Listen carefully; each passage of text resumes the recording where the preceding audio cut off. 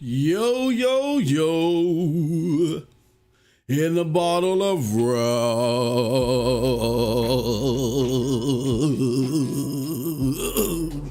What's up? What's up, everybody? It is your boy. Yes, I am back. Can't carry a note to save his life, but I will continue to do so till somebody stops me. It is your boy, MM2K, back again with another SLS featuring MM2K. Let me know if the audio is okay, if everything is balanced, all that crazy good stuff. We're gonna have a fun show today. We're not going to, something weird is happening. Okay. Hopefully I can fix everything. Hate Windows. Did I tell y'all that I hate Windows? What's up, everybody? Good to see you all here. I think people are excited. Let me move that out of here. Let me do something else here. Let's go to our social tab so I can see the lovely comments out here. And we could chat about them, because that's what this is all about. This is all about us chatting. Oh, shoot. Did I tell you I hate Windows?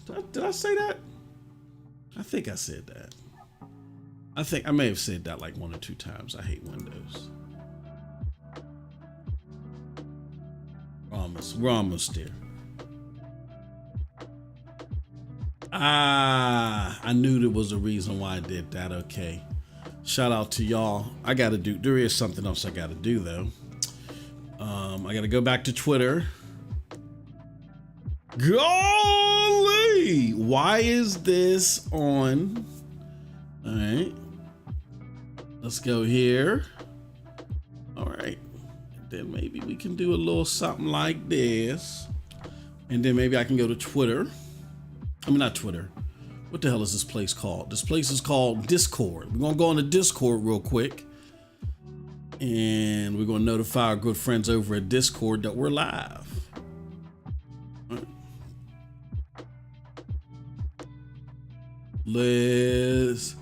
Let's do it. Oh, this is a nice little graphic by Inlet. Oh, let me bring that up.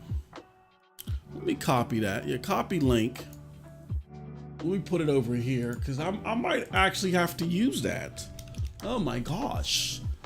Oh, nice little graphic by Inlet. We can chat about that. Some cool stuff. But what's up, everybody? Shout out to all of you that have come here to rap, share your thoughts.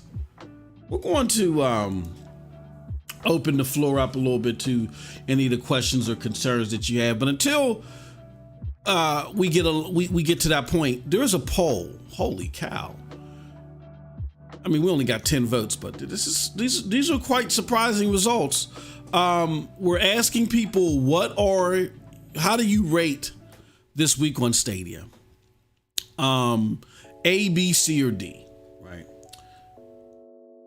One more thing I got to do is go to the social tab. Come on, you can do it. There we go. I knew you could do it. Jeez Louise. Did I tell you I hate,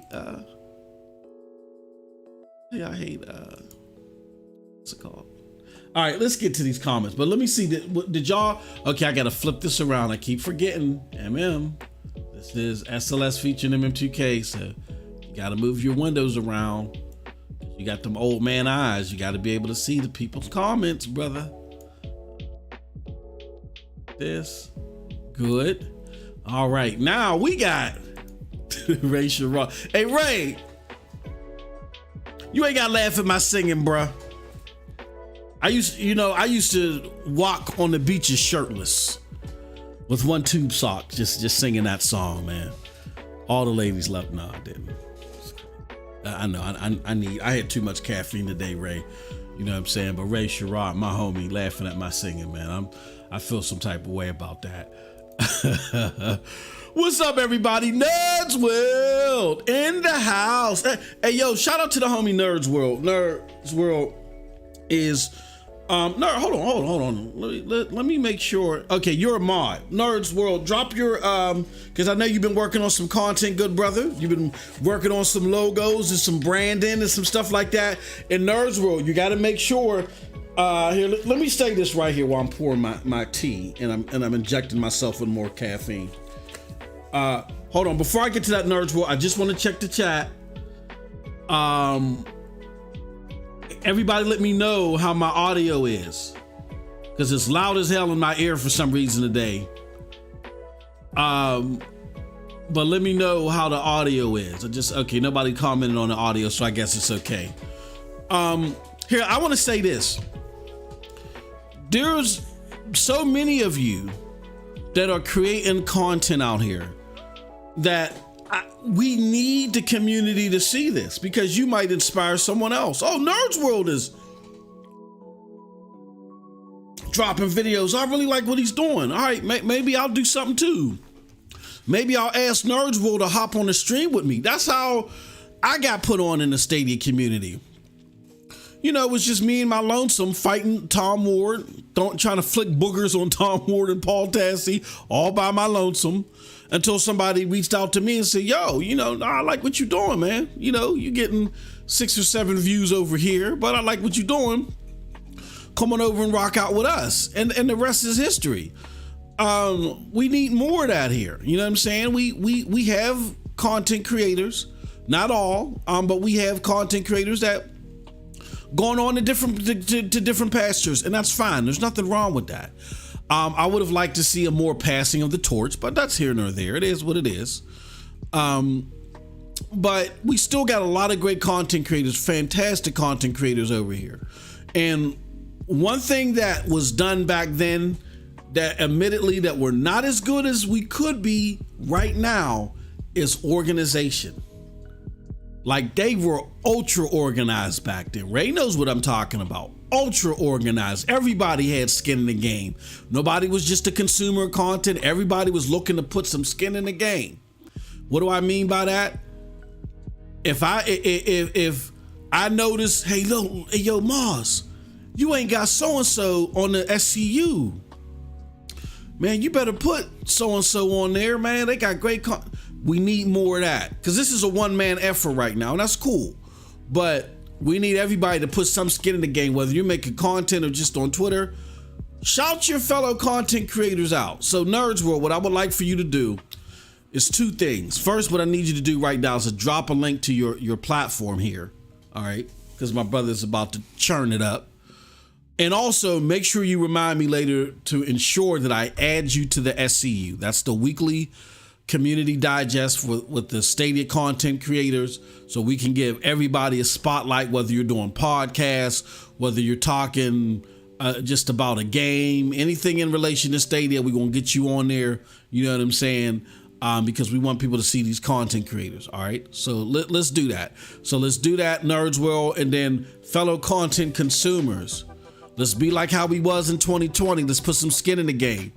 You see something or you don't notice something, let's be vocal. Let's help everybody out. That's how a community works. You know what I'm saying? So I think that we still got a little bit more headroom to where we can do a lot better than that. You know what I mean? Let's not just make all of our efforts to battling people out there on Twitter. If you notice something, got an idea, suggestion, or you want to help out, open your mouth. Open your mouth. That was one of the critical things that we were doing back then that helped make this community flourish the way that it has. So with all that said, who else we got in the house here, man? Tweet this out and let everybody know that we live. Who else we got in the house here, man? We got here, man. We got in the house here, man. We got Cody Maloney in the house. Cody Maloney in the house. What's up, brother? Sean L. Hey, yo. Sean L. Yo, the brother Lo-Fi Monks in the house. Geek the Sneak, yeah. Old Dirty Blasters in the house.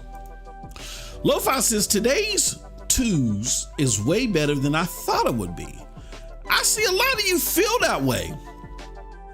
I'm going to be honest with you. I'm surprised by the scores. Don't forget, we got a poll up right now that you can vote on. What do you rank? What do you score today's this week on Stadia? A, B, C, or D? He says, yo, my brother Simpleton in the house. In the house. Simpleton says, yo, Fast and Furious on Pro, Five Nights and Freddy on Pro. Those who remain on Pro, I'm hyped for July. Yeah, man. Pretty interesting bundle for the summer, man. We're going to talk about it, definitely. Primo in the house. He says someone sipped on the scissor.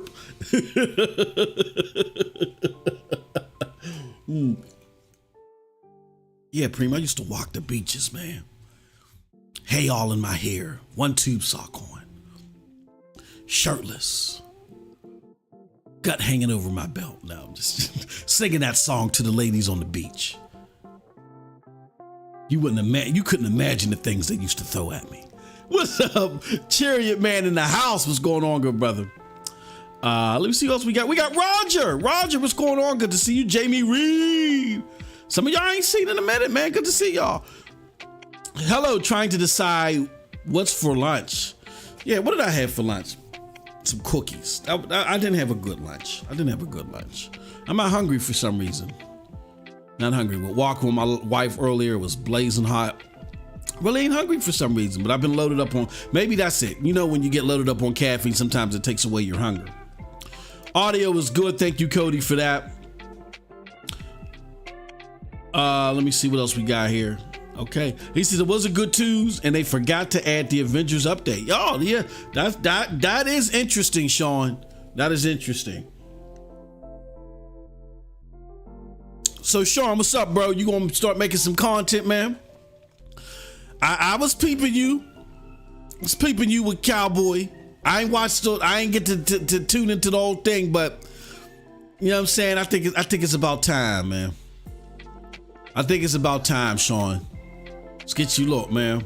Hit me up, bro. I can get you the starter pack. I can tell you what the starter pack is gonna be if you want to do this thing. You know what I mean? I think it's about time, brother.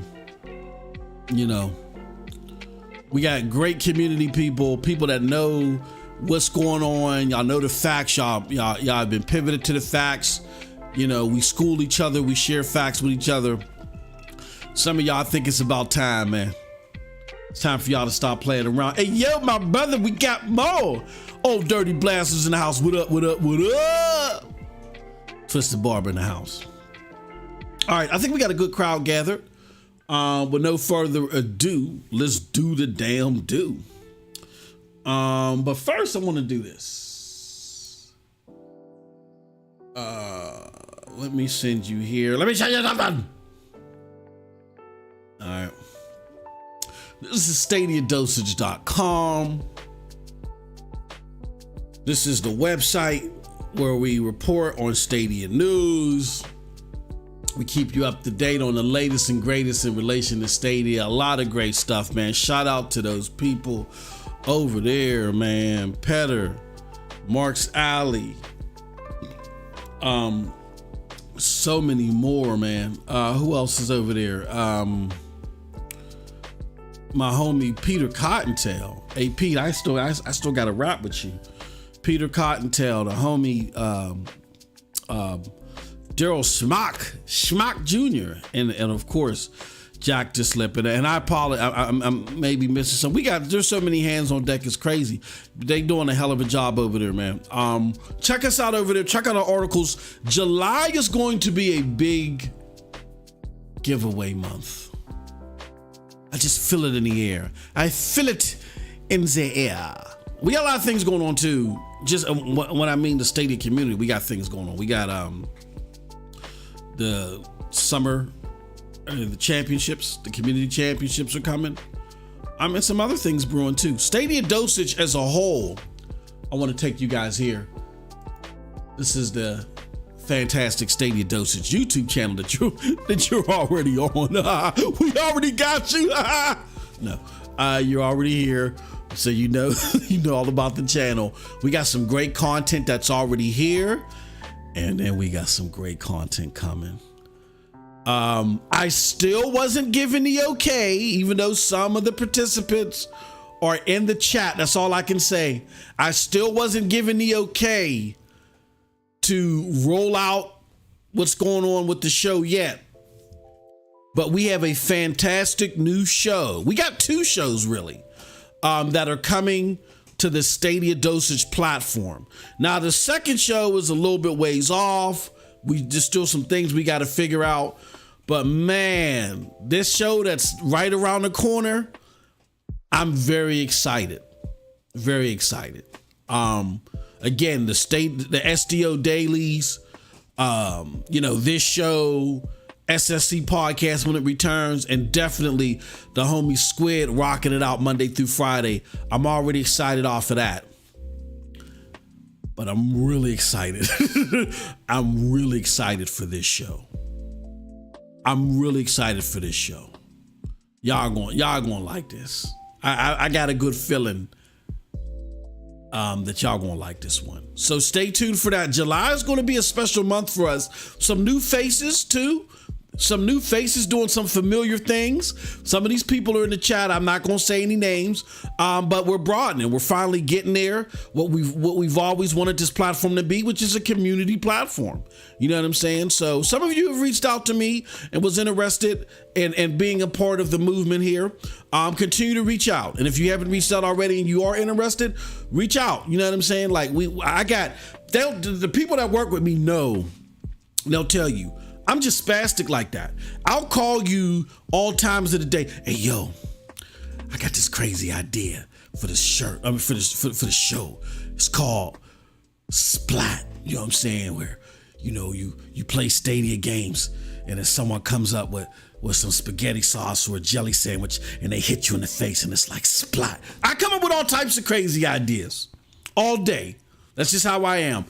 Some of them are too radical and never get off the pen and paper. But some, when I market them, people be like, yo, that's dope. You know what I mean?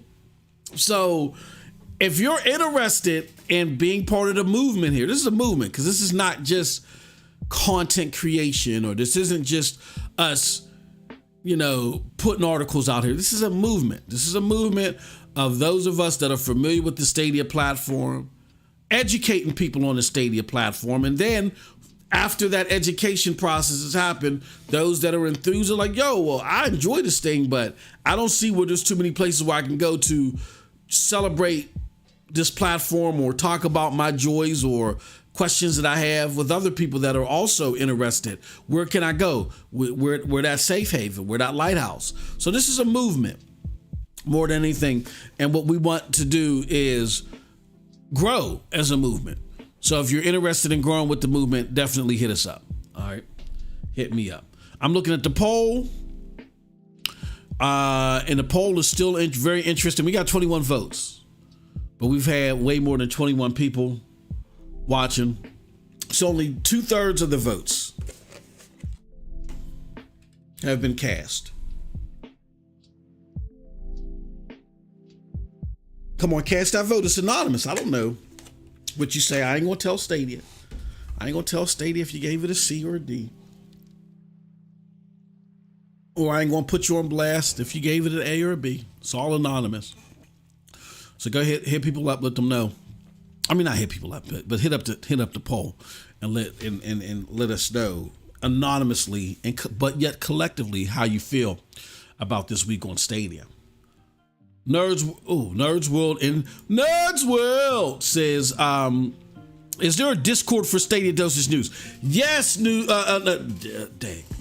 Nerds World, there is. Stay tuned for that because our official rollout of our new Discord. We kind of have a Discord, but it's going to be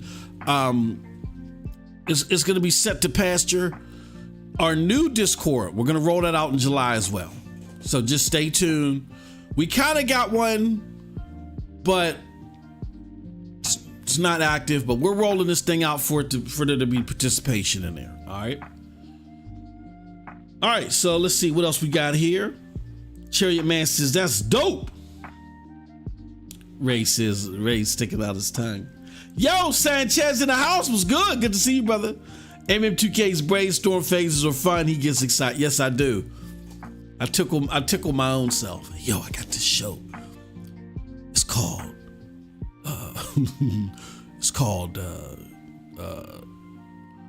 upchuck, you know what I'm saying? Where I like feed you nothing but old food, you know what I'm saying? And you just keep eating it and eating it. And while you playing Stadia, you playing Outcasters, you know, until you upchuck all over the controller, blah. It gets crazy sometimes. And what people should do often as they do is they say, nah, that's not going to work, MM2K. Think harder, try harder, brother. You know what I'm saying? And sometimes we come up with some dope ideas, so you know. Appreciate that, Geek to Sneak. Yeah, smash that like button for us people. All right, now let's get into the show. So you know how we do. I know how we do. Let me see if I can actually do it. All right, we got 3 subjects that we're going to talk about today. Those subjects are this week on Stadia, Stadia Github news, and Atari on Stadia, and then whatever else y'all want to talk about today. Just let me know. All right, so let's do it. Let's first talk about Stadia. This week on Stadia, that is. All right. You know how we do. Let me show you something. All right, let's go to the actual post on StadiaDosage.com. It says 6 Stadia Pro games coming in July, 5 new to Stadia. So Stadia just put out there this week on Stadia post. Let's get that ready out there. And it was a big one. 6 Stadia Pro games are coming in July and includes 5 brand new titles for the platform. Centipede Recharge, Rogue Book, Five Nights at Freddy's Security Breach, Those Who Remain, Worms WMD, and then Fast and Furious Spy Racers of the Shifter.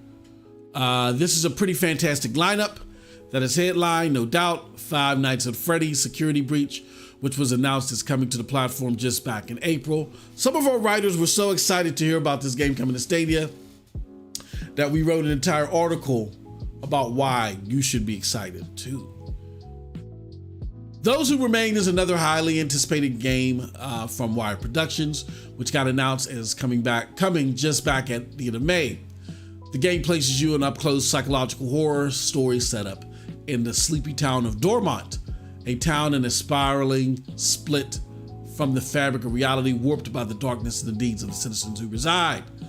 Whereas WMD is a 2D tactical artillery-based game from Team 17 in the very popular Worm series. It was announced as coming to Stadia only on Twitter up to this point. You can check out the official trailer of the game below. Finally, we have an existing Stadia game making its way on the Pro, Fast and Furious Spy Racers Rise of the Shifter. Some of our staff here have been playing this game for a while, and we find it to be the best racer from Outright Games and probably the most fun Mario Kart-like game on Stadia. You can race against your friends with the choice of cars that come from different special ability weapons and properties. And if it makes for a really fun 4-player game party experience, it's community member. And now your mama knows favorite game on the platform. So, let's talk about it, y'all. What are y'all thoughts on this? I'm looking at the poll right now, 22 votes. Y'all still are significantly shy of, everybody that has watched. We're only at like half. So go ahead and vote, man. It's not going to hurt you. It's not going to hurt you, I promise. What did you think about this? Is it an A, a B, a C, or a D? Right now, we're at 48% say it's an A. 17% say it's a B. 22% say it's a C. And 13% give it a D. All right. Let's go back here. Let's see what y'all got to say about this. See here. Said audio is fine. It says, did y'all see Atari responding to my tweet? I'm feeling tall today. Oh, that's what's up, man. That is what's up, brother. What else we got here? 3 likes, 26 viewers is nuts. I know. People are scared. They think I get some secret information and make it public. I'm not sure. I'm still in that show idea name now. Which one? Blah, Splat, or Upchuck? Some Wu-Tang-ish, yeah, you know what I'm saying? Does Stadia have a Madden challenge stream somewhere? I don't know, Jamie. It's a good question. Now, I play a lot of Madden, but I don't play it in the atypical way. Number one, I'm still playing Madden 21. And my goal, this is going to sound like, I'm going to sound like a sucker when I say this, but my goal is to break records and then break my records. So I do a lot of resetting when I'm playing Madden. I do a lot of resetting, and that's what helped me perfect my game, because things have to be perfect. And that's what always helped me. Now, people may say, oh, you're a sucker, you don't never go through it. But what I'm doing is I'm kind of like playing horse with myself. Y'all not familiar with the game. Horse is a basketball game where you call out certain shots and you make it, and then the person has to mimic your shot, you know, whatever. And that's what I used to do when I was on the basketball court, trying to play bad, learn how to play, you know, shoot better. Is I would play horse with myself, call out all these wild shots, and I would have to make 5 of them in a row before I could call out another shot. So that's how I perfect my skill in Madden. When I'm playing a season or a career, I keep playing until I get everything perfect. And I got to break my record. Then I got to break I got to break the computer's records. And I got to break then my records, you know what I'm saying? And I keep breaking my records. So now I'm like in the 5th season or 6th season where I've already broken the computer's records. And I got to break my own. And it's getting very hard because some of these records that I've set are astronomical. You know what I mean? And it's frustrating, but it's fun at the same time. And I'm pushing myself to get better and do better. You know what I mean? So I don't know. I really don't know, Jamie. It's a good question. And I hope somebody can point Jamie in the right direction. I do. If you go to YouTube and just type in Madden in Stadia, you will find a variety of streamers that stream Madden on Stadia. So you might find, I was shocked at the results that I found. So give that a shot, and unfortunately you'd have to scroll through and see who's doing it. But but unfortunately I don't know of anybody at the moment. Nerds World asks, has Wired Production said anything about Deliver Us the Moon getting achievements? Oh, that's a good one. I don't know. Well, here's what I suggest though. Wired Productions, they're fantastic. They are so transparent. I love those guys. I love their podcasts, all their stuff. Join their Discord. And that's the type of stuff you can ask in the Discord. They have a Stadia channel in their Discord. That's how supportive they are of the platform. So talking to the people in there, man, they always got like open door policy. They're some of the coolest publishers in the world. So anything Wired P related, I would definitely join their Discord and just shoot them questions in there. Unfortunately, Nerds, well, yeah, I haven't heard about that either. Y'all are like, well, damn, what do you know, bro? What the hell you got an open mic for? You don't know nothing. How you spell Stadia? I really can't tell you, simpleton. You know what I'm saying? I think there's an S, a T, maybe a couple of M's. You know what I mean? I don't know. You know what I mean? Yeah. I know I'm 0 for 2 right now, but just bear with me. Maybe somebody will ask a question that I can't answer. Primo is in the house. He says, too many games. Stadia needs to slow down their game drop so I can catch up. No, Primo, you ain't heard? You ain't get the memo? If they're not AAA day and date, they don't matter. Which the silly thing is that nobody's going to have AAA day and date for a while. You know, that's mainstream platforms and definitely cloud platforms. So it's games like Five Nights at Freddy. Like, okay, the first 4 or 5 months, you know, Stadia might have been the redheaded stepchild, but especially, you know what I'm saying? Like, okay, I want to do this too. And I'm glad you brought that up, Primo. Here, let me do this. Stadia Reddit. Don't fret, y'all.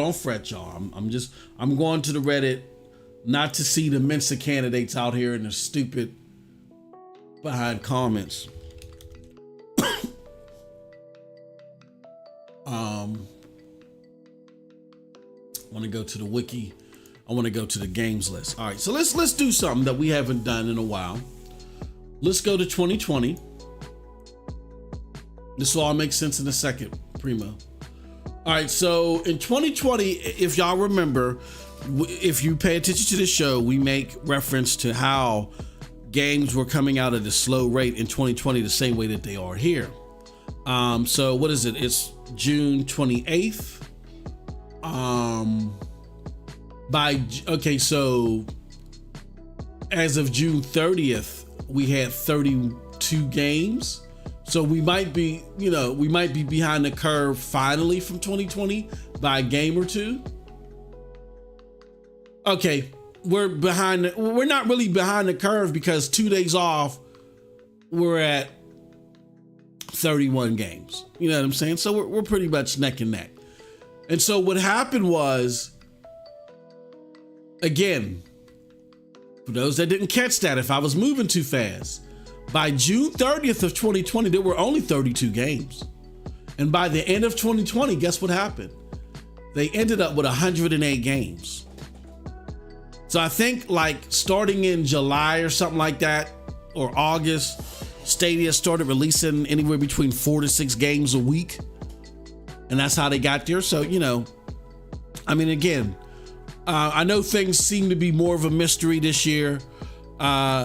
If I was a betting man, I would put my chips on the low change porting, it being rolled out to people later in the year, and that having an effect on games releasing likely later in the year opposed to earlier in the year. You know what I mean? So again, I fully believe they're going to reach the 100. You know what I'm saying? For that reason, we'll see.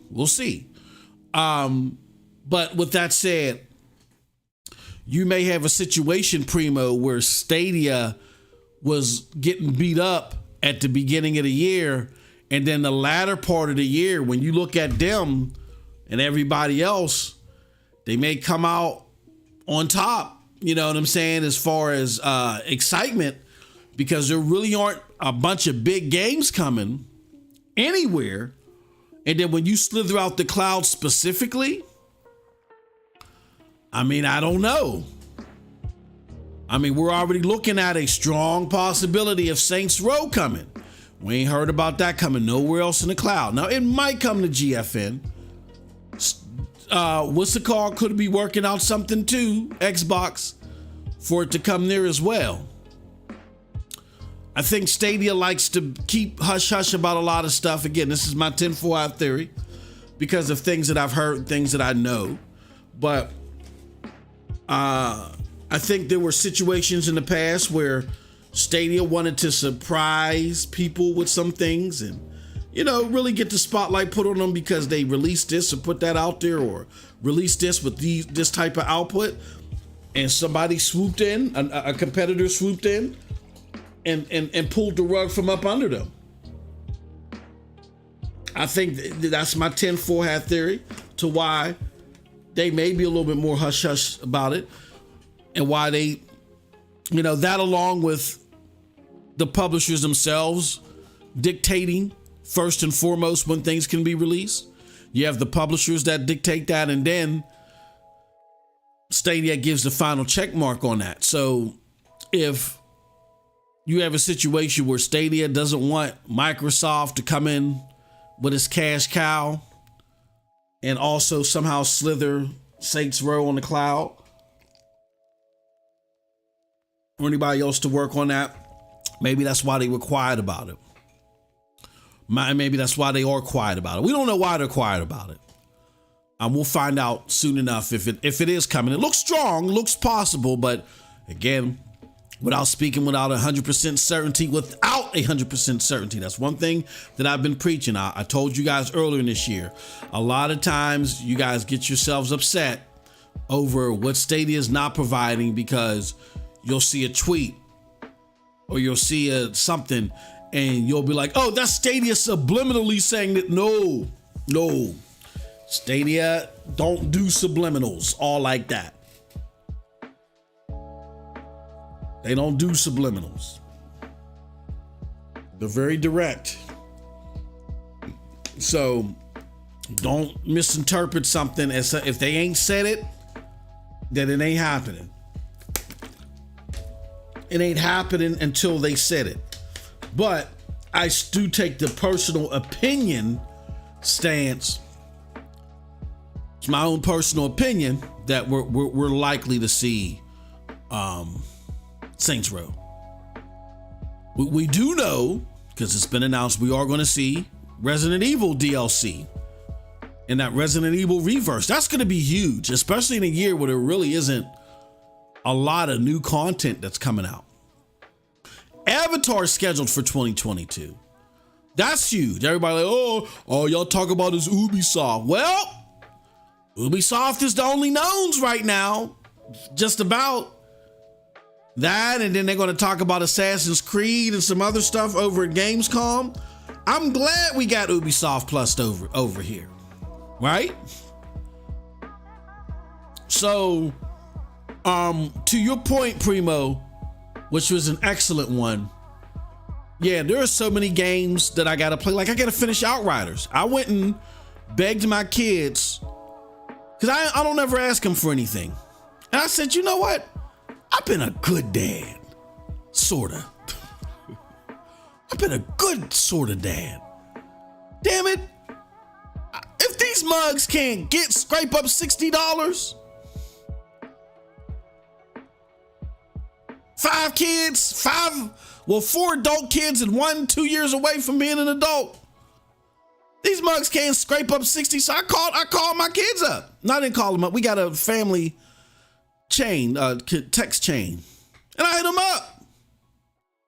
And I said, your dad wants a video game. Yes, he wants a video game. And I want it for my birthday. FYI, my birthday's tomorrow. But I was like, I want it for my birthday. Somebody better hit me up on my birthday with a Google code for $60 or all hell's gonna break loose. And they all responded and they said, okay, Dad. Even the ones that think that they mad at me at the moment or whatever. You know how kids get. They're silly because they grown and they didn't like how I told them this. How dare I? But they all said, okay. Now, what I didn't realize is if I would have got the $60 today, I could have played Outriders early. That was me not paying attention. But to your point, Primo, there's so many damn games out here to play that I still want to finish Rage 2. There's too many games out here. So yeah, for someone like me who realizes the season that we're in, and then I looked at the whole game trajectory from between now and the last 12 months, and I'm like, there really wasn't a slew of stuff that excited me outside of, I don't know if, Resident Evil and Outriders didn't fit in there because they came out before. It was longer than 12 months, but within the last 12 months, the only games that I cared about that released is Dying Light 2. I think Scarlet Nexus, but I think that was earlier in the year. I think that was like March or something in 2021. But the only game that I cared about is Dying Light 2, maybe Mass Effect Trilogy. That's not a new game. That's it. So when I look at that, and then I look at the remainder of 2022, and I reflect back to 2020, and I'm like, Stadia could drop 70 games in these last 6 months. Holy cow. That would be dope. It's a little over 10 games a month, right?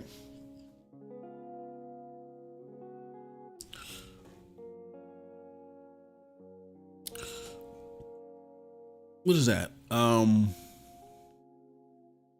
Yeah, they could drop like 70 games in the next 6 months. That's only 10 games a month. They did it last year.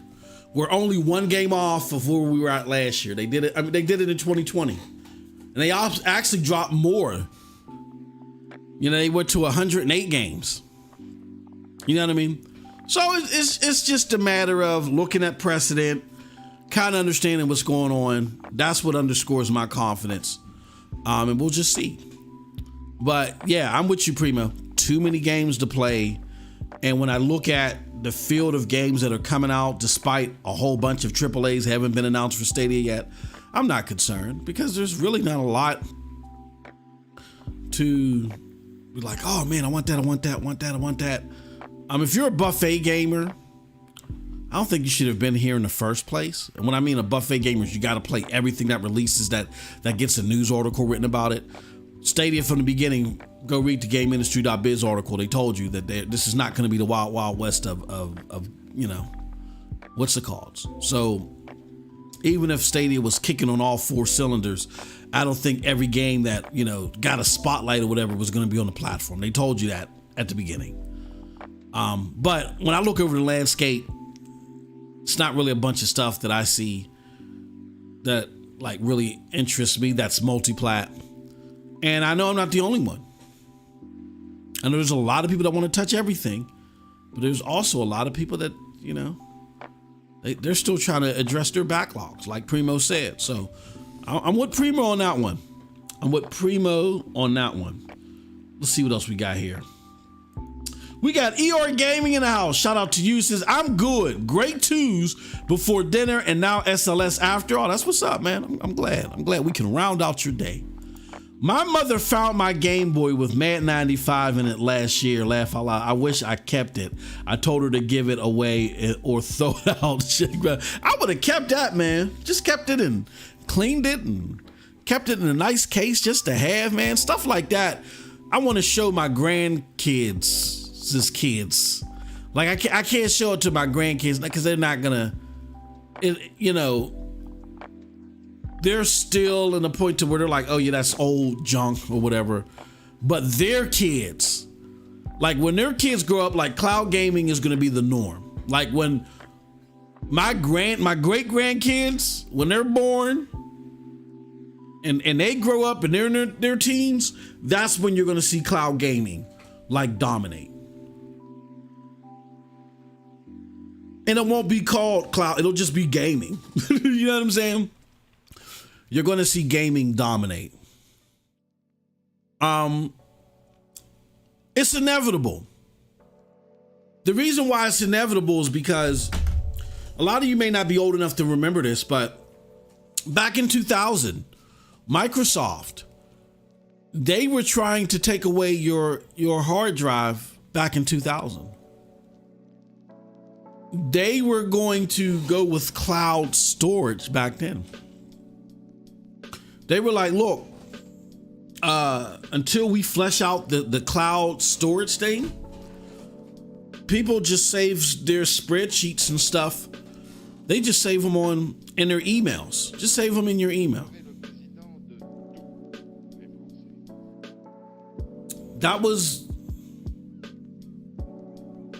how they were expecting you to save your stuff, because they were trying to fight piracy back then.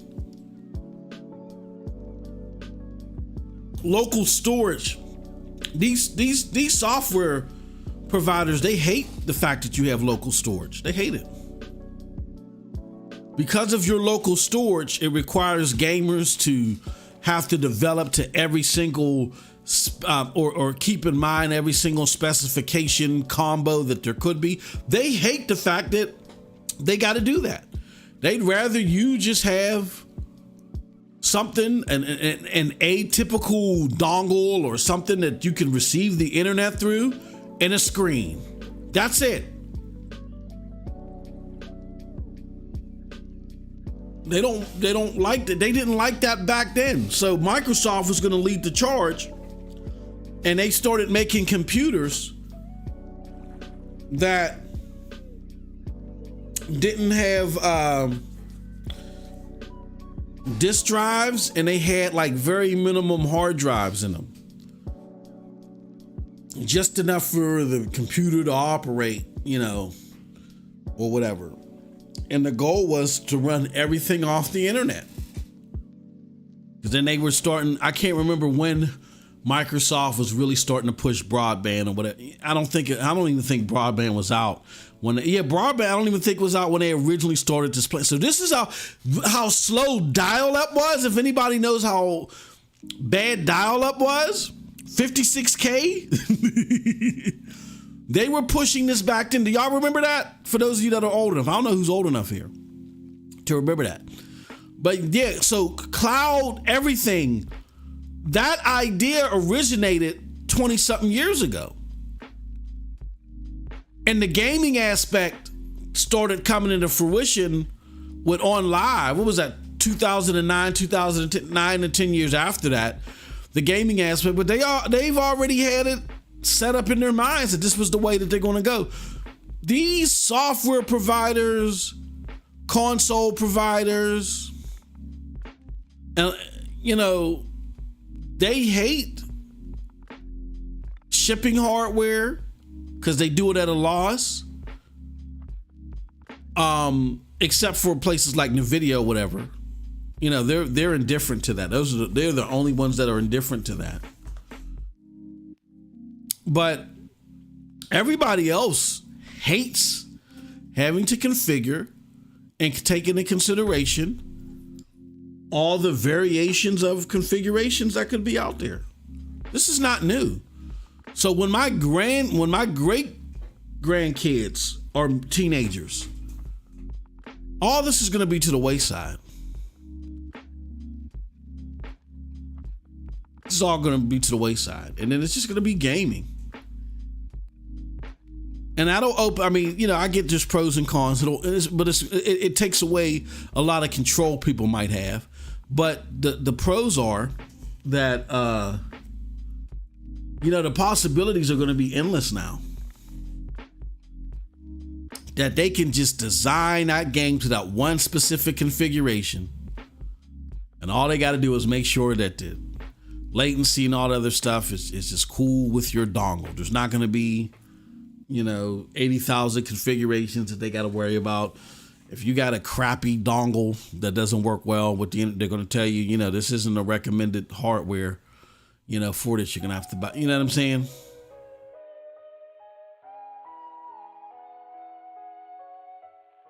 So, yep.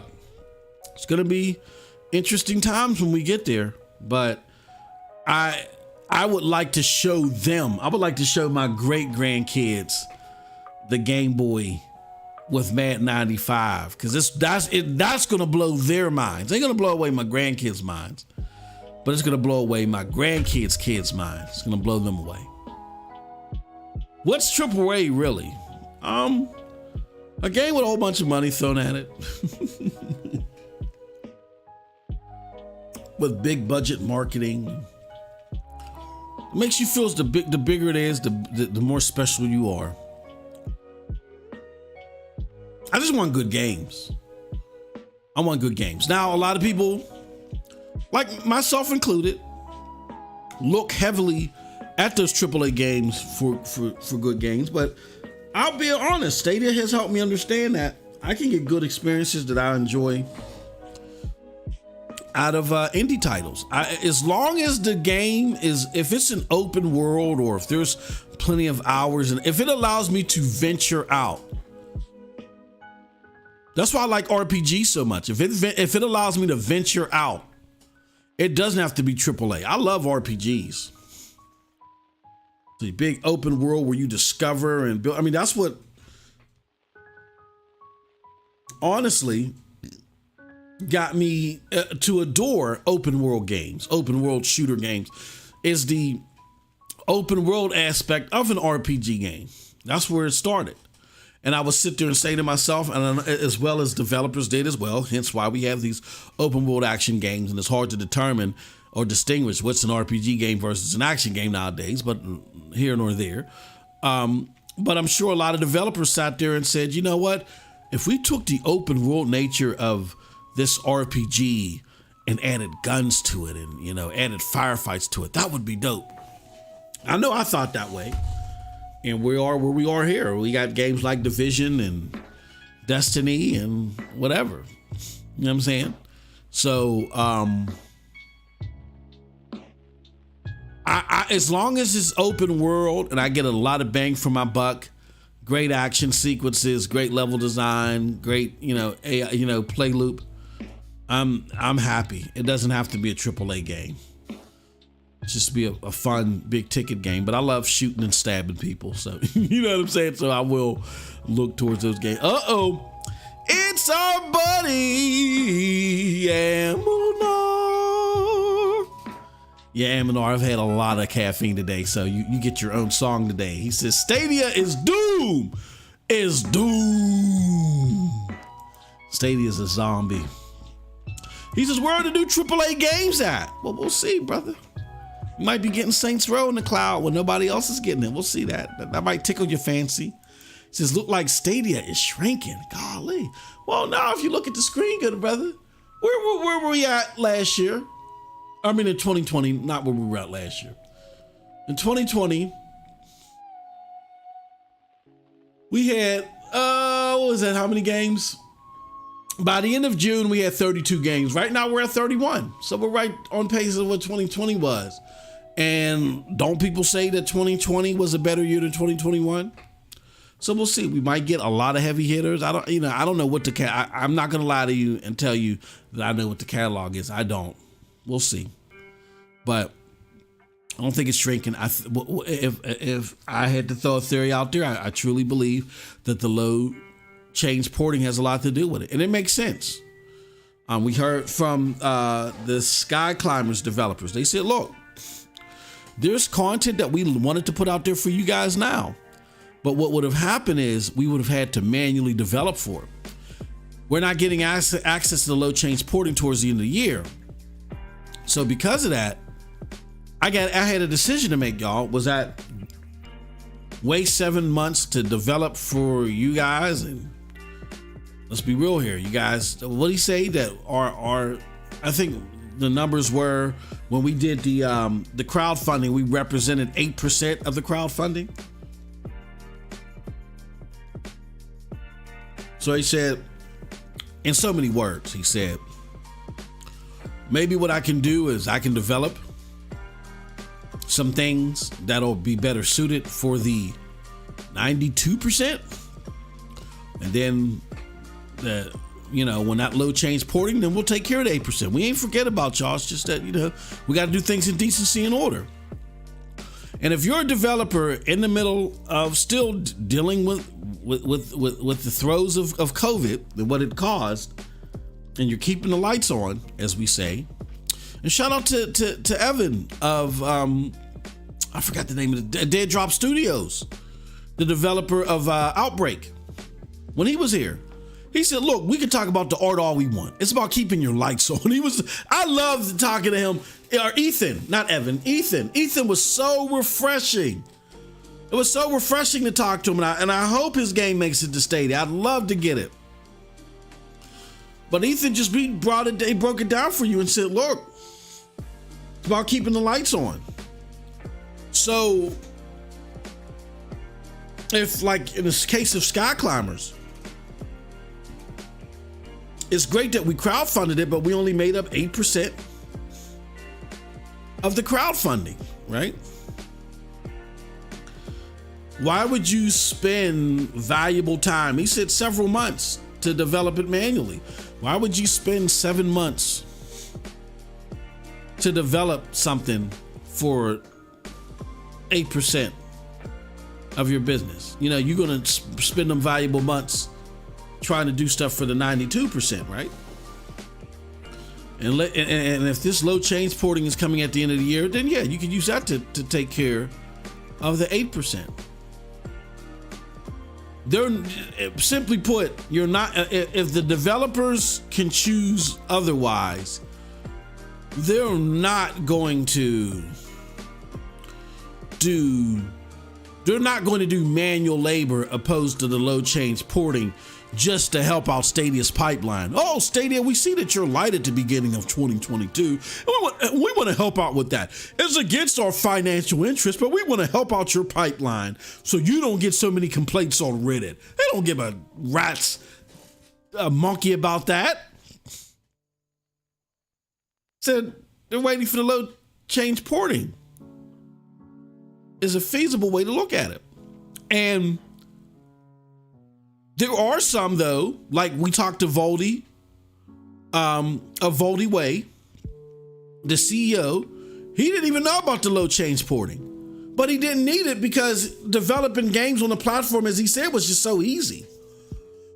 And they have like their own tool developed, so they didn't need the low change porting. So just interesting stuff, just stuff to think about. And you know, hopefully it makes sense to people. So, but I get it. Some people, they just want what they want, so they're not even trying to listen. Oh, Jesus Christ. Lo-Fi says, we know from Google for the game dev that the revenue split is 85-15 starting October for devs on Stadia. I don't know if that's right. I think it's already started at 85-15 Lo-Fi. I gotta check that out. And I think it started in 2021. And I think what's happening is in 2023, it's going to 85-15. I could be wrong on that. I mean, I'm sorry. In 2023, they're stopping the 85-15, and it's going back to what the original rate is, which a lot of people speculate is 70-30. You could be right. If you're right, then that's something considerable to think about. Is Rabbids not an Ubisoft title? I believe it is. It is. It could also be part of the plan. Hustle the contracts in winter and spring and drop them in summer, fall for the school breaks and holidays.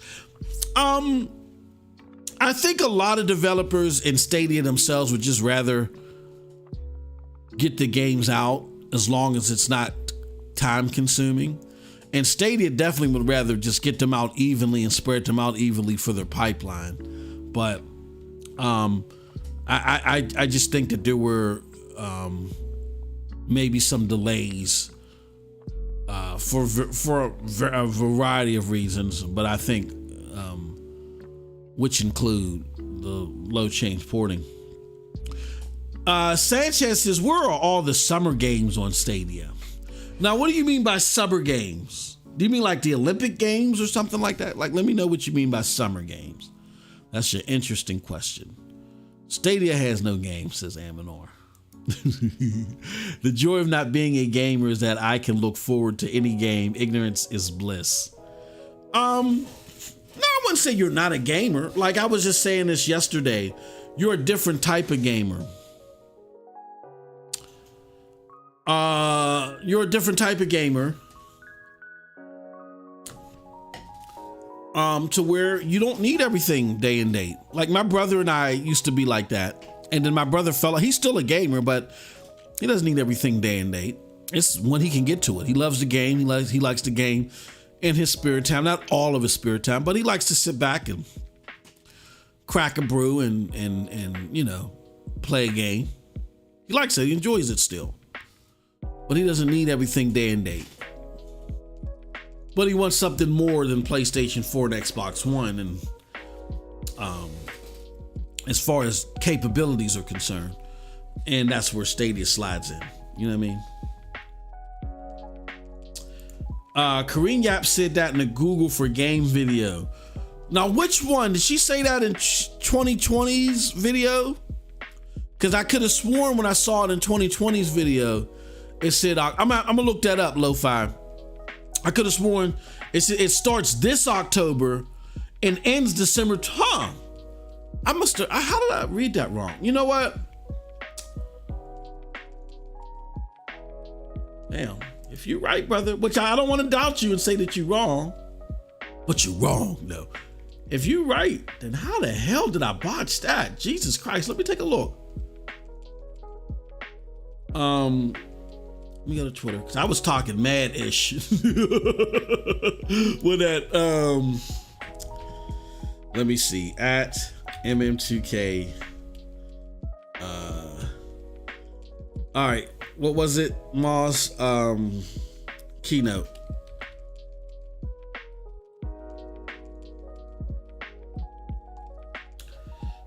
Damn, how did I botch that?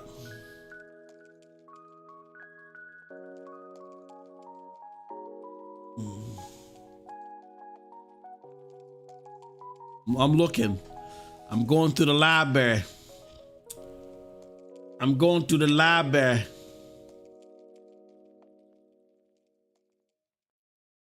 Let's see.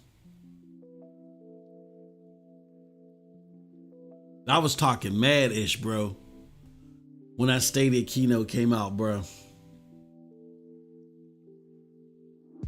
I was talking mad-ish.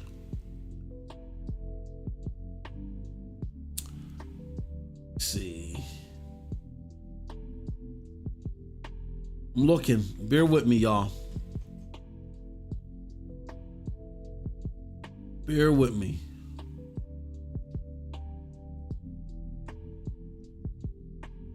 I'm looking. Last keynote. Okay. Oh, man. Jesus. You can never find the thing. Okay. Damn it.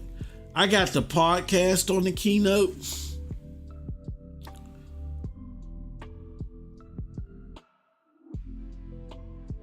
Now, let me do this.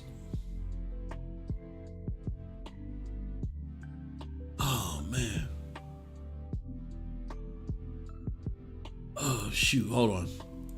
Let me do this. Give me a second, y'all. I'm so sorry. Give me a second. I'm going to find it. Damn, I wish I would have had that slide.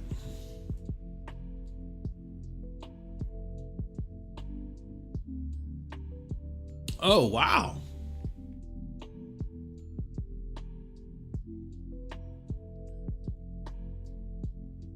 Oh, Jesus Christ. Okay. Let's do this. Stadia 85-15 split.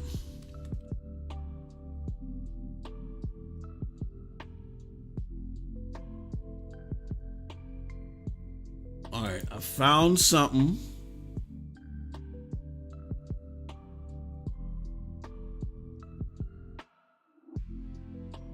All right, so here's what we have, Lo-Fi. Here's what we have, good brother. So I found this from TweetTown. And this is more of the pie. It says a new 85-15 split for the first 3 million in Stadia revenue for titles launching between October 1st and the end of 2023. So this came out in 2020. So let me see if there was. Yeah, so I think it started October 1st. Okay, here goes the quote.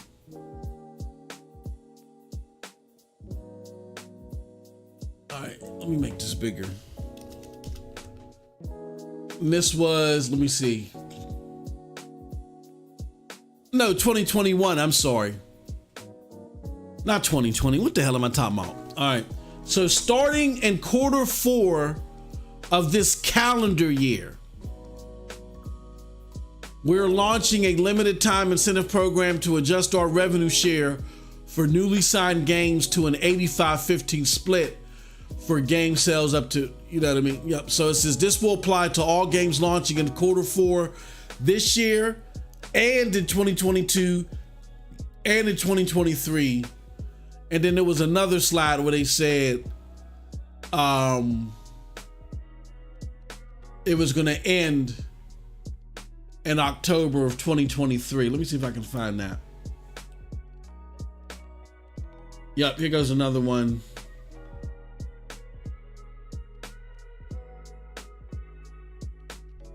I was about to say, I was like, I know I didn't botch this. I'd have botched the hell out of that. Hold on 1 second. Stadia. Here goes another article. Stadia to offer 85-15 split for game sales. Stadia unveiled here. Let me see when it gives its dates. It says from October 1st, 2021, Stadia will be offering 85/15 split games for sales. There has been something of a push away from the 70/30 split standard. Okay.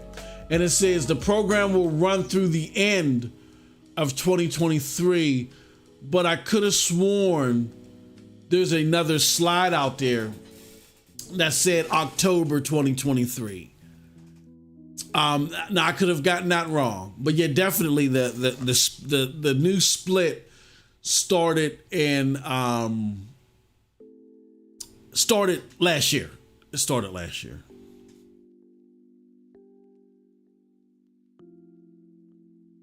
Yeah, the new split started last year, so. But still interesting to look at too. I mean, I think a lot of people are, I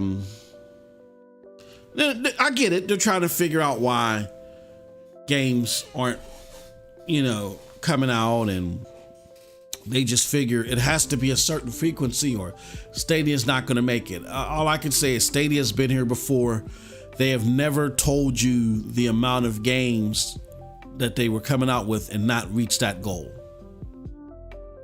So that's why I'm confident, along with, again, what is feasibly surmised as some delays due to a variety of things. I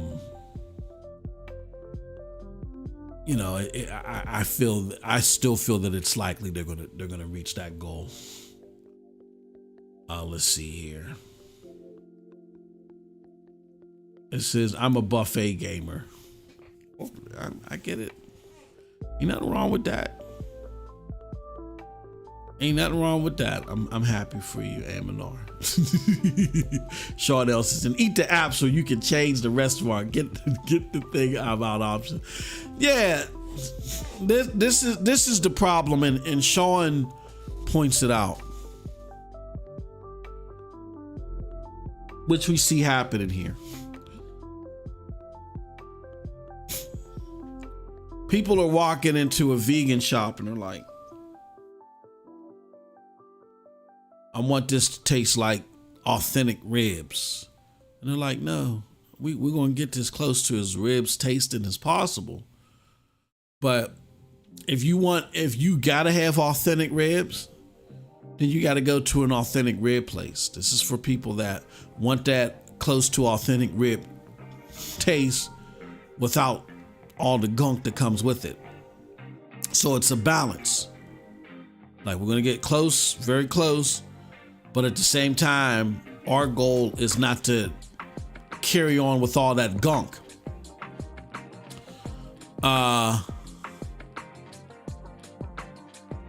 And Stadia didn't understand. I mean, and people don't understand that, because what they're used to and what they grew up with and all they know is Xbox and PlayStation. And Xbox and PlayStation, they vie and they fight to get you every game. So there's like, I think anywhere between last time I checked, there's anywhere between 8,000 to 10,000 games that are released, published, and sold at retail per year. And PC, and definitely PC, and consoles. They fight to get as many of those games on there as possible. It's all about numerical variety. They want as many games on there as possible. Where Stadia is not like that. Stadia is more curated for quality. Now, again, this year we haven't seen that, but I think that's due to what they're dealing with the porting. But their goal is to be curated for quality. So they told you at the beginning, if you wanted just because a certain game did well, doesn't mean that next game that same publisher puts out or the developer makes is going to make it to Stadia.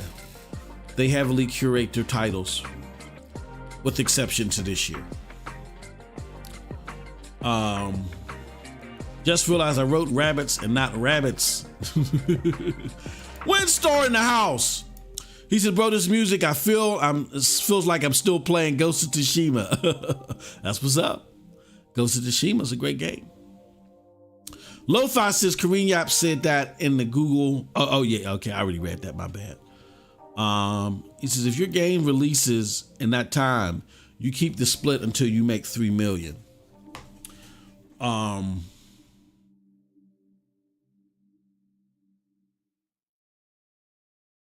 Oh, he sent the link. Yeah, I'm curious at this link. I think they were wrong. Unless they updated it. They could be right if they updated it, Lo-Fi. Let's see.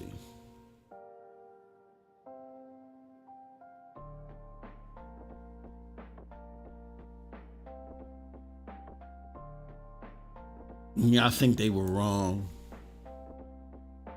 Is this my bro? Oh, that's Mike. Mike got some bad dates in here. Let me see what dates he put up in here. Let me rap to Mike. He says until 2023. He says devs will receive 80% of the sales revenues for games released after October 1st. Brother. Yeah, no. I'll rap to Mike.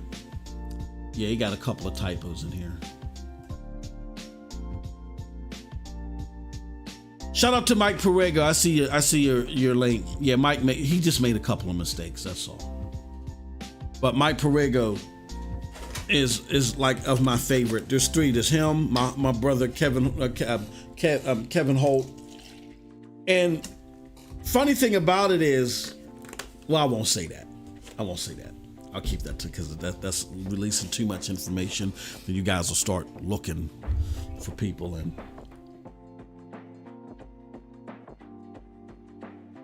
But yeah,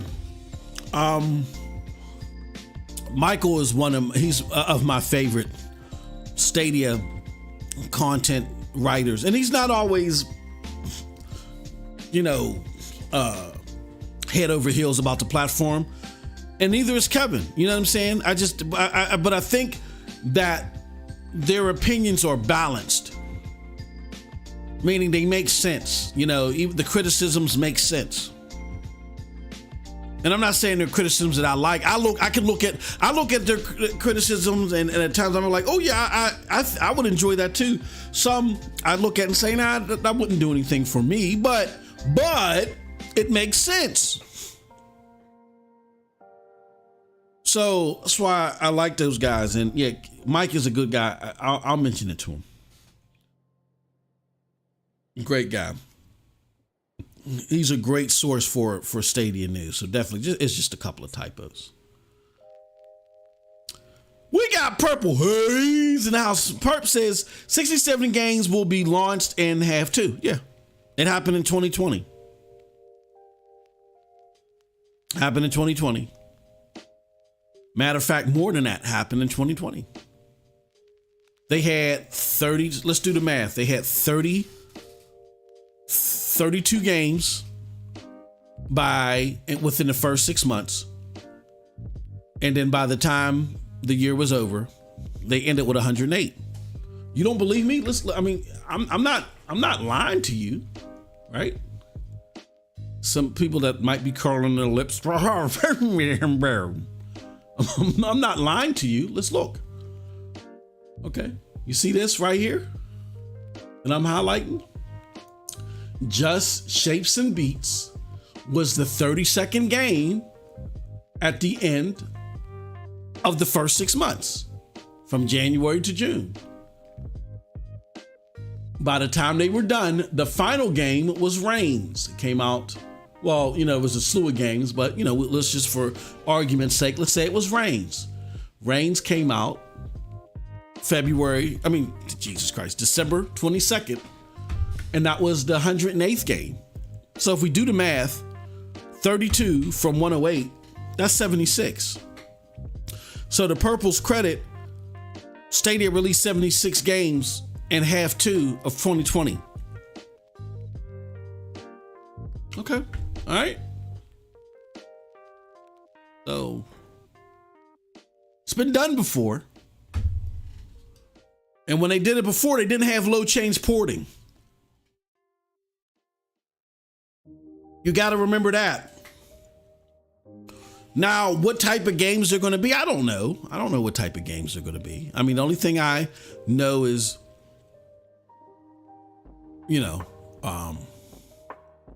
only thing that I know of is Resident Evil DLC. I don't know if you consider that a game. Well, Resident Evil Reverse, right? But there's a lot of content coming with that Resident Evil pack anyway. That's going to be great stuff. Then what else we got? We got high likely Saints Row. Avatar slotted for 2022 unless that gets pushed back.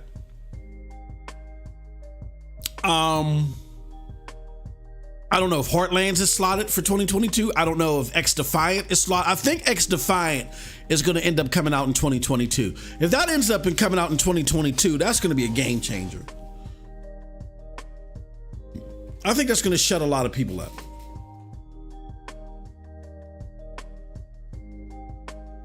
And what I mean shut a lot of people up, it's not going to, what people are going to be too consumed in playing that game instead of just looking, nitpicking and looking for things to worry about.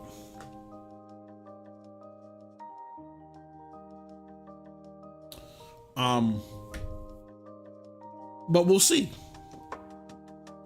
We'll see. Joseph Frizinger, what's up? Good to see you, my good friend. Joseph says, Stadia isn't going anywhere. It's a growing platform. Absolutely. It's just a 1% business right now. And what I argue all the time, Joseph, to people is, see, they look at, here's what people don't understand. So they see what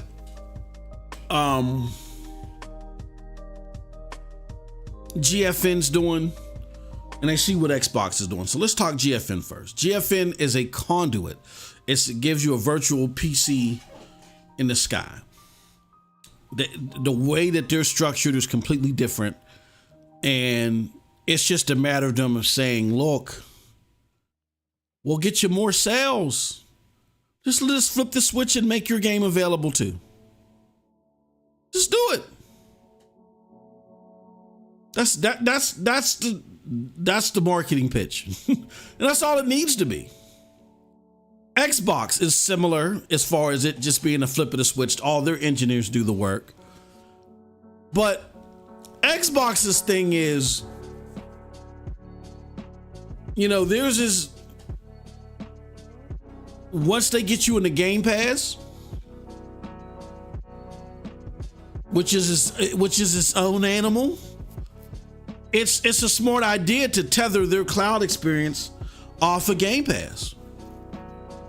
So they're getting more and more stuff that's playable on the cloud.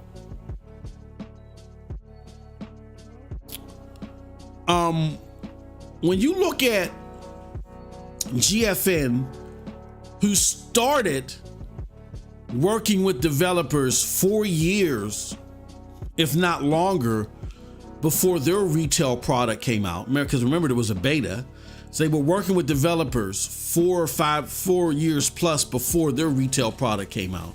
When you look at Xbox, who has relationships with these same developers for decades, and so now they got this Game Pass thing out there that everybody's trying the waters with and looking to see what it does. And hey, look, if you're putting your game in Game Pass, can we please put it on the cloud? You know what I mean? But again, behind those conversations are years and years.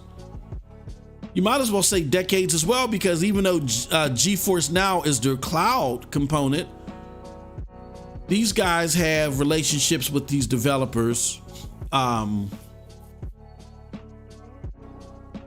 You know what I'm saying? For other things as well. They have other established relationships with these developers. It doesn't give them everything, but those relationships have helped. So you can't look at what they're doing and say, oh, especially in these early years, and say, oh, Stadia is falling, Stadia is dying out. It doesn't make sense. It's easier at first for them to get the okay because of the relationships that they have established, and Stadia has to work on that. And that's where immersive stream fits into all this, and why we got to stop with this. Oh, immersive streams is horrible. It's bad for Stadia. No, it's good for Stadia. It helps rise the Stadia up. If they have great immersive stream deals, it increases the likelihood of games coming to Stadia because it's enhancing those relationships. That's where we got to stop this. It's like we're trying to sabotage the platform. The name Stadia is already, ridiculed on the mainstream. You know what I'm saying? For whatever reason, if you say, oh, well, they deserve it, or it's not fair. It is what it is. So now they've built this other product that can act as a catalyst to help get games on Stadia, and internally within the communities, we're saying, oh, this is a horrible thing. This is the death of Stadia. Ah! It's like, how can they win?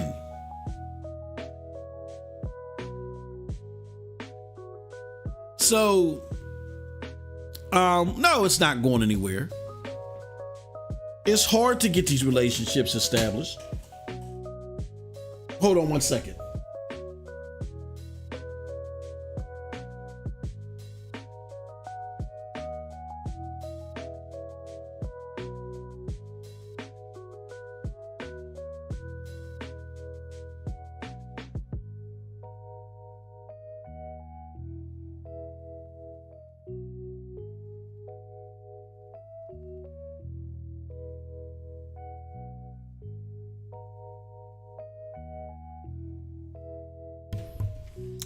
So, yeah, I mean, it doesn't make sense to do all that. You know what I mean? Because when you look at Amazon, like, they're not killing it with their library, either, because they don't have the relationships established. And Amazon likes to spend money. They don't care. But it's hard. It's hard. Sonny talked about this. It's hard for these cloud platforms to get these games, and some have leverage than others earlier on, but it's going to take them, willing and dealing and continuing to work their best way to get these games. But you got to look at it too from a business perspective too. And everybody's not going to bleed out money, because then you hear, well, why don't you just spend money and get them? If Amazon, I think the tall tale sign of this is that if Amazon's not willing to put their own games at this point in time into Luna that they've developed, that I think that tells you that there's a limit to money. You know what I'm saying? If Amazon, people that are known to blow money, if they're not willing to put the games in their own service, then there's a limit to money. Yeah, they allowed it to be on GFN. Why did they allow it to be on GFN? Because in order for you to play it on GFN, you still got to buy the game individually. They want their money. They want the full retail purchase for their games. So it doesn't just make sense to, just put it in here and put it in there. No. GFN and Xbox, they have established relationships on their side. Amazon and Google, they got to get there, but over time, they'll be there. They'll be there. Things are going to get easier for them too. So it's a growing platform, to Joseph's point. Absolutely. All right, so I'm going to end this poll. I'm going to end this poll, and we're going to move on to the next subject matter. I want to talk about GitHub. GitHub. Let me go over here. Switch my graphics out. So we're going to talk about GitHub. Let's see.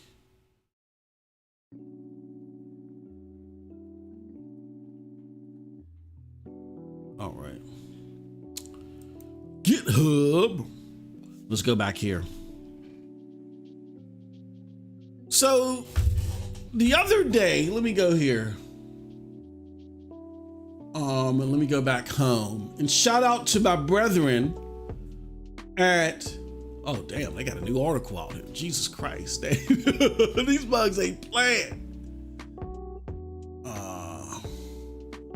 And let's go here. Jesus Christ. New article on StadiaDosage.com. The article about the Stadia Chromebooks gives you 3 months of Stadia Pro. Let's talk about... oh, we got a Wavetail review out there. Jesus Christ, we are killing it out here. All right, I'm trying to find...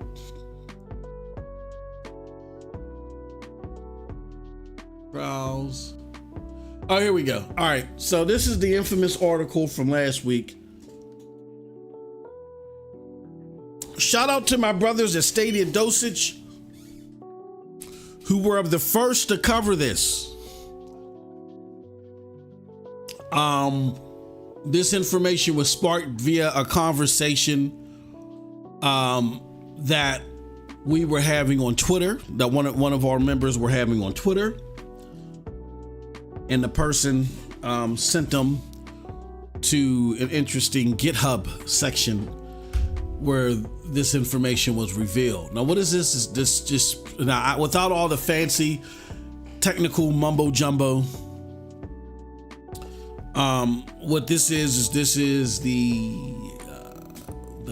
lookings of Stadia instances being tested on NVIDIA GPUs.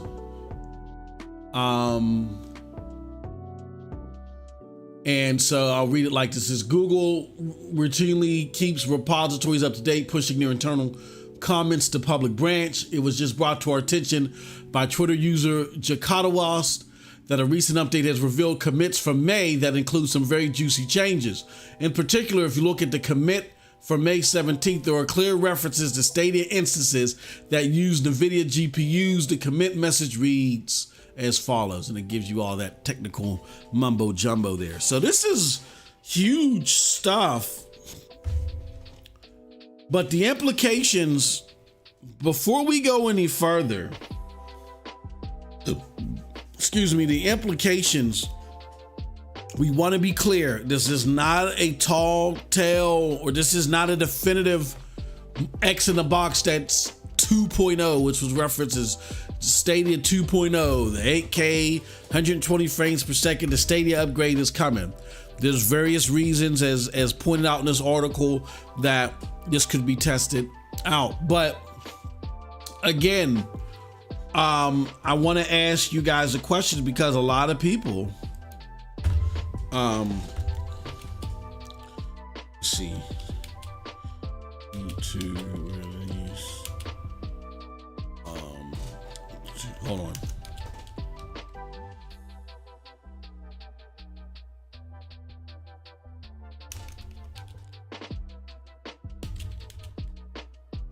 I'm going to ask a very serious question. Before I do, the last poll was, what did y'all think? And 34% of you said it was an A, 27% said it was a B, 22% said it was a C, and 15% said it was a D. That's with 40 votes. Great stuff. So I'm going to ask you guys another question. We got another poll out there. Does Stadia need to release 2.0 hardware by 2023 to keep you on board? The reason why I asked that is because even though we got that big disclaimer in that article, people were speaking definitively that this meant 2.0 was coming. So I want to just come out again and say, look, we didn't put this article out there to say, oh yeah, guess what's around the corner? It was an interesting find, and we don't know if this is for 2.0 or what the case may be. There's a variety of different reasons that you might see this out there on GitHub. What we can say is that, again, what it does show is it shows that there was some interest to do this, which means that Stadia is continuing testing. They're continuing to look at different things. And looking at different things and testing may not necessarily mean a 2.0, but it can mean other enhancements as well. So they didn't put all their cards on the table. They didn't give up on the platform. It's not just going to be, immersive stream all day, you know, stuff like that, right? But again, I ask everybody, you know, because again, when people saw this, they automatically said, oh yeah, that 2.0 is coming. And let me ask y'all, do y'all need 2.0 by 2023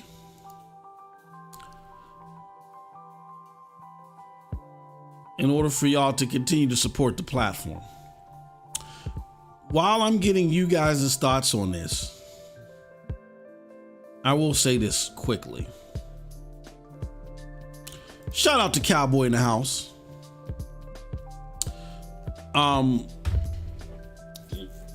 What I will say is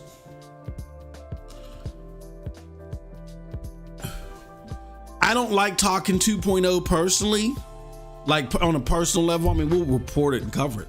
I don't like talking about it because I understand how 2.0 coming out before they fix the porting could be a detriment. It takes me back, and it would be worse than this. It takes me back to the Xbox One. See, that's why it's always good to know your history before you get out and you blurt, why don't you do this? Why don't you do that? You got to look at previous examples of when that was done and say, oh no, that was a complete disaster. The biggest testament to that is the Xbox One X. The Xbox One X was the world's most powerful console. Remember that? Right? And you Xbox zealots out there, don't get your underoos all in a bunch. I had a Scorpio edition Xbox One X. So I was there at launch of that. Bought me 2 different TVs, one 4K. I wasn't even worried about 4K until Xbox told me so. Got me and then found out that I didn't have the HDR10, so I went and got another TV that had HDR10 in it. I spent so much money in preparation for these Xbox One X. Brought it home, saw how it played games, and said, okay, yeah, they do look better. You know, I mean, it looks good, you know what I'm saying? But it didn't, like, I was impressed, but it didn't, like, blow my mind to where I was like, oh yeah, I'm on a high-end PC, like how they were trying to make it seem like, right? And lo and behold, just a few months later, God of War. I went and rented a PlayStation 4 Slim from Rent-A-Center. This is with me in the height of my Xbox days. Hold on one second. No,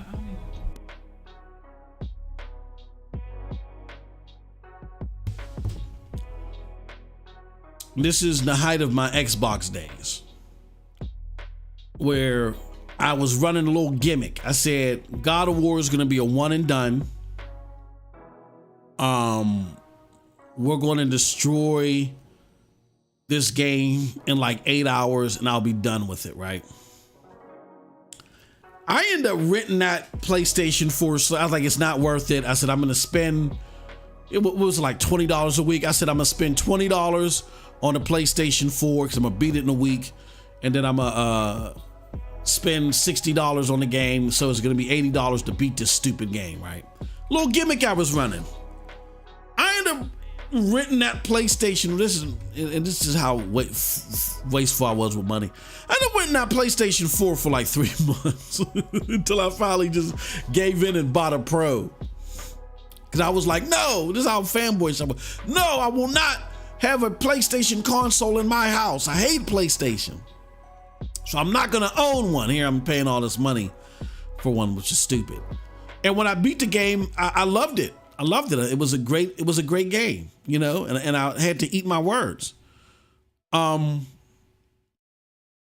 game on that PlayStation 4 Slim, that rented PlayStation 4 Slim, looked better than anything on my Xbox One X. And that's when I learned a valuable lesson. You could have the most powerful this and powerful that. It's all about how much effort is going to be put in to tap the ends of that power. Prime example, I'm going to use two examples. One is Xbox One X, one is GFN. When it came to Xbox One X, you had to develop manually to tap that power. And you had games on the PlayStation 4 Slim that were looking better than this $500 console. At the time, the PlayStation 4 Slim was retailing for $199. Remember that? When they knocked the price down $100 to $199 just to get a whole bunch of consoles in homes, right? So then,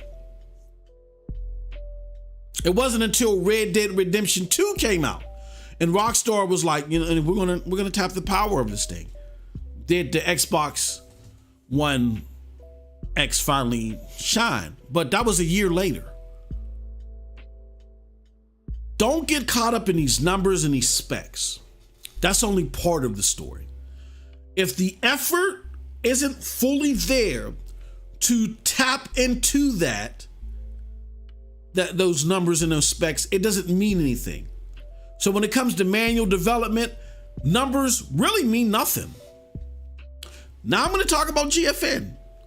GFN, when they dropped their 3080 tier, they already had established a way that games can get on their platform without developers having to put in too much effort. They had something in between the port and the output that utilized their hardware the best that it could. And when they dropped that 3080 tier, because they perfected that porting process, it just made the 3080 tier as far as output that much better for the people it was suited for. So see, there's two totally different scenarios. When you have a manual platform that people got to develop for from A to Z, it don't matter how much power is in there. Don't fall into this false illusion that, oh, developers want to tap into the power if it's there. That's baloney. It's BS. And unfortunately, people believe that, but they don't do their history. They don't follow the precedent. The developers may want to, but it's not going to happen unless the publishers say so. And there's so many what ifs and obstacles with the publishers. Hold on. Am I going to make this game look better on the Xbox One X when 60 to 70% of our sales come from PlayStation? No! And other factors. Why are we going to spend all this money to tap into this when it's only 1% of our overall business? They're not going to do it.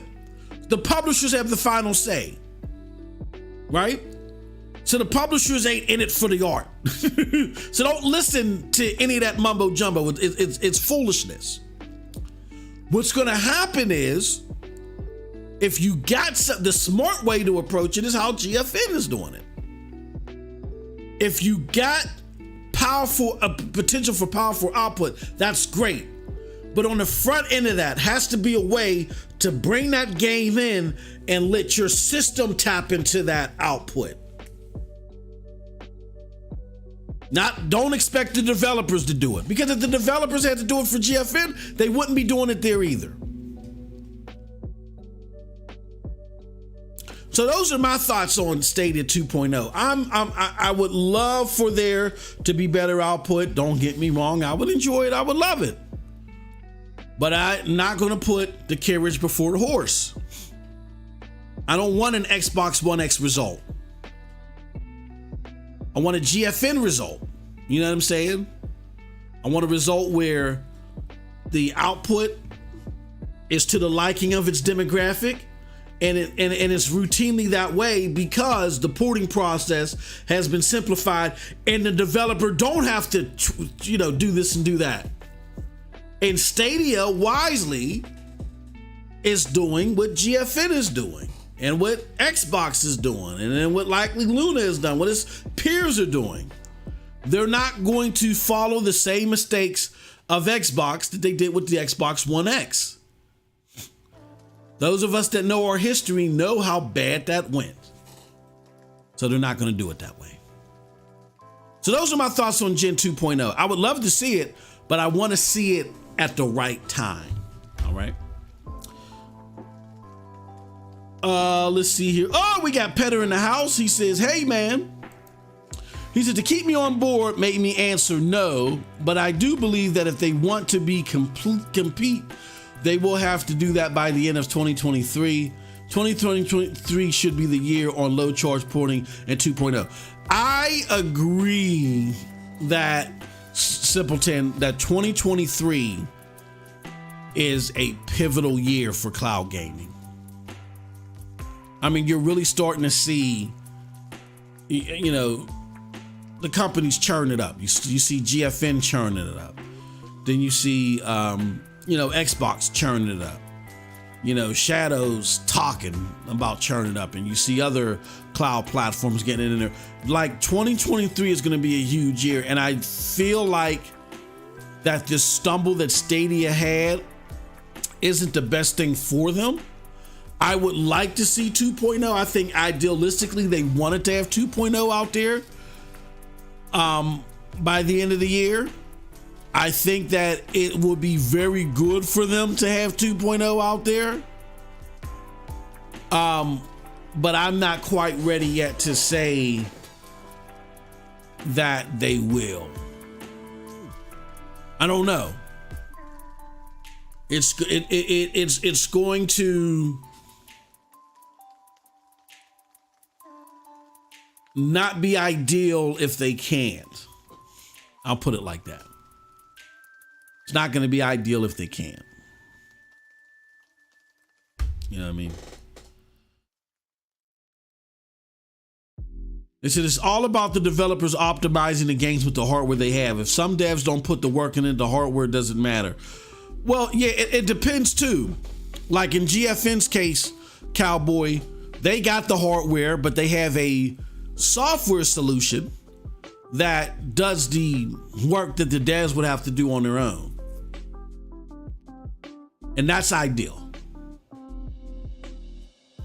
So, Geek to Sneak in the house. All right. And then it sounds like they're going to be doing a giveaway. Yeah, it usually only at the end of the life that publishers and devs push the power to the limits. All right. So let's end that poll. Interesting poll. 15 votes. The question was again, does Stadia need to release 2.0? I think 67% of you said no, they don't. 33% of you said yes. So very interesting results. All right. So we're going to go to our last topic. And our last topic is really going to be all about you. What do y'all think about this? The Stadia Atari Connect. Hold on one second.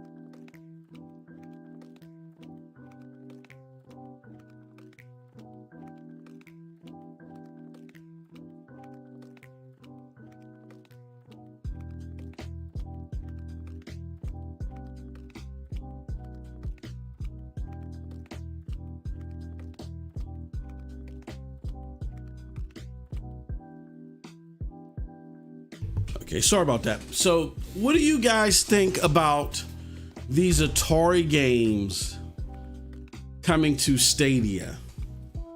A lot of people seem excited about it. I think it's cool. And I think what it does is it helps Stadia tap into a market that they really haven't had too much connection with in their own way, which is the retro market. I remember, Luna was getting accolades for it having its retro channel, which is cool or whatever. I don't think Stadia has to match what they're doing, channel by channel, but to have games within that particular slice of the pie, I think is smart, and I think it's a good thing. What do you guys think? Also, what do you guys think about what is your history with Atari? My history with Atari is deep. I got into gaming via arcades and pinballs. I remember playing Centipede and stuff like that back in the day, back in the early 80s as a youngster. But I really got into gaming when my brother got his ColecoVision and got his Commodore 64. He had different pops, and he had a lot of cool stuff, and I didn't. But his games were awesome, and I love like Asagio Jimbo. Y'all heard me talking about him in our interview with Valdy Way.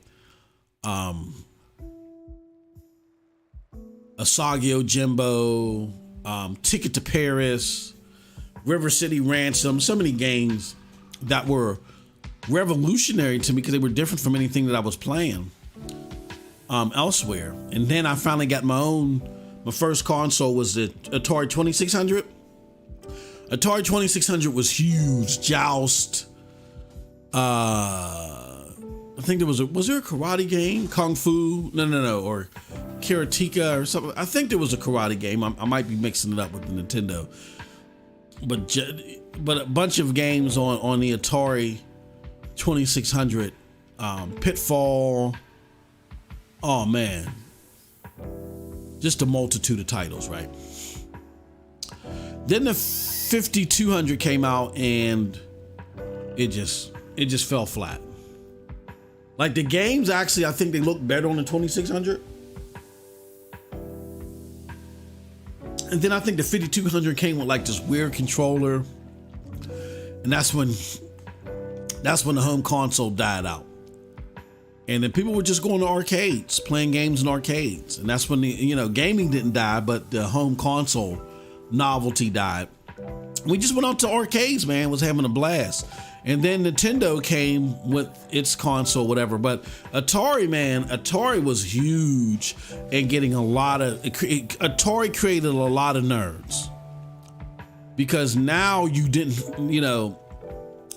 where sometimes if you were a nerd, even if you were a nerd, there were the tougher nerds. You know what I'm saying?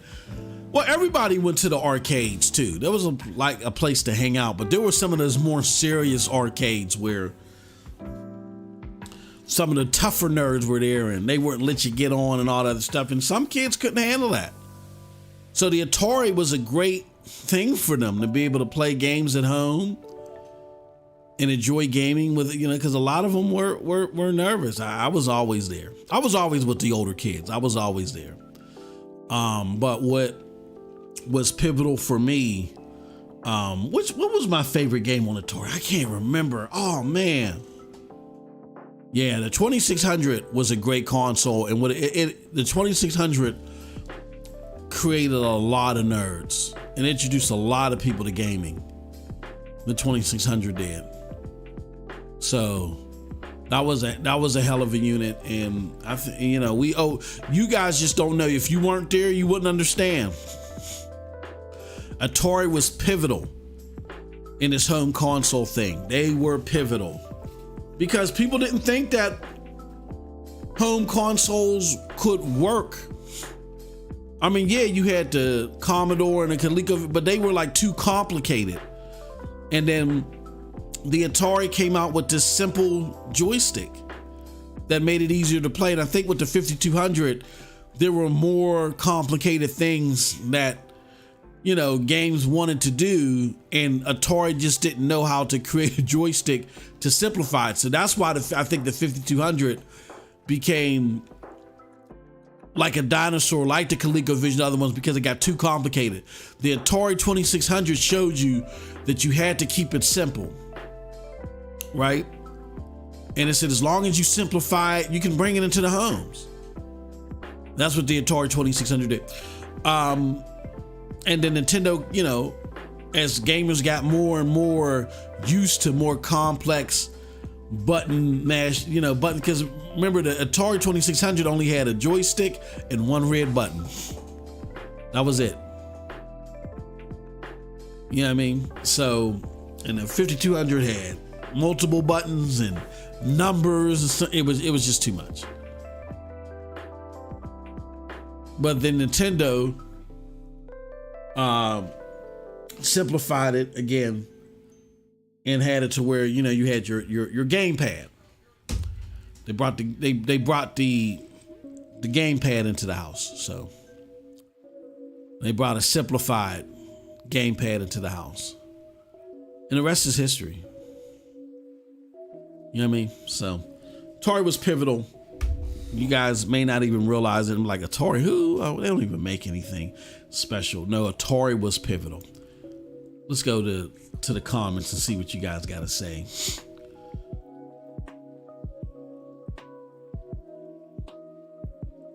Come on. Why does this do that? All right, let's see here. It says, I answered no to the polls. I don't think it needs anything to stay relevant. Would be nice, though, to see more developers add 4K 60 as standard and maybe ray tracing. Other than that's it. Good game. Yeah, I would love to see those games output too. It's just that being aware of what's going on, I'm willing to be a little bit more patient than I normally would be, because I understand the dynamic and the complexity of why we're not seeing it. I want 2.0 at 1.0 price point. Ron Slusher says, is Stadia dead? Maybe. Any game coming to Stadia at this point is good for them because they're dead. Hey, shut up, Abadar. Shut up. Cross promotion and marketing from both is a great thing to see. I think getting Atari games is fine. It's just adding more games to the platform, says Cowboy. I love the Stadia and Atari relationship. My first ever game was Smurfs on Atari way back in the early 80s. I don't remember that one. Simpleton, but I have a bad memory. I remember playing games with my brother's Jaguar. That's the one that I did skip as well.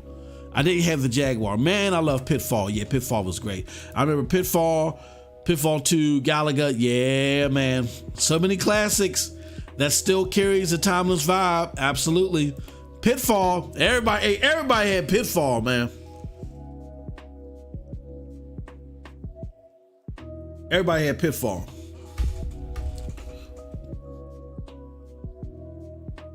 Oh my God, that horrible Jaguar control. Yeah. Geek said, I always wanted a Commodore 64, but couldn't find them in the US. Yeah, I don't know but my brother's dad got it for him, and he was like a computer technician or an engineer back then. He got him all that stuff.